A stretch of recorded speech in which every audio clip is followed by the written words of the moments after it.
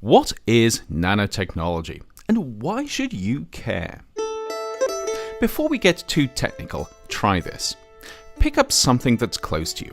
Anything. It might be a glass, or a smartphone, or even a t-shirt. It doesn't really matter what. Now, think about what this thing does well. It could be holding water, or chasing Pokemon, or if you're thinking about that t-shirt, making you feel awesome. Then think about what it doesn't do so well, perhaps smashing when you drop it, or running out of power just when you need it, or thinking about that t-shirt still, smelling of BO after you've worn it for a couple of days. It might not be obvious, but all of these things, the good stuff and the bad, depend on the individual atoms that make up the things around us, and importantly, how they're put together. It's a bit like a car working because of how all the individual bits are arranged. It's not just a case of having 4 wheels, an engine and a steering wheel. They all have to be in the right place if you want a car that gets you to where you're going without falling apart. Of course, atoms are a bit smaller than the wheels on a car, but the same idea holds.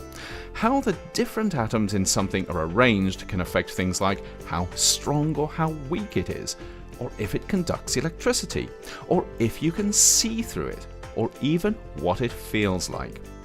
In fact, pretty much anything that the stuff around you does, it does because of how all the different atoms it's made of are put together. And this includes the things that you don't want stuff to do, like breaking, or smelling, or running out of power. If we were really smart, of course, we'd make the stuff around us work better simply by doing a better job of arranging the different atoms it's made of. And if we were smarter still, we could make totally new stuff by putting atoms together in ways that we'd never done before. We could even start to create stuff that behaves in quite unusual ways, because when you start playing around with atoms, you can tap into some really weird quantum physics. The trouble is, atoms are really small, more than 1,000,000 times smaller than the tip of your pinky finger, and that means they're not that easy to work with. But over the past few years, scientists and engineers have become increasingly good at designing and engineering materials down at the level of atoms or small groups of atoms. And because this new technology involved doing stuff at such a minute scale, it's called nanotechnology. Using their new skills, nanotechnologists are beginning to do cool stuff like creating materials that are really good at turning sunlight into energy, or using nanoscopically small particles to deliver anti-cancer drugs, or even turning polluted water into drinkable water.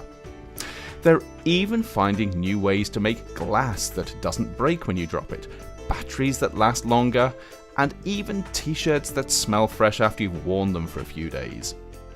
This is really powerful tech. It's helping us to do stuff we couldn't even dream of just a few years ago. But because nanotechnology is so powerful, we need to be really careful how we use it, just in case we end up causing more problems than we solve. The last thing we want is to make better solar cells that also destroy the environment, or design more efficient water filters that just happen to cause more pollution.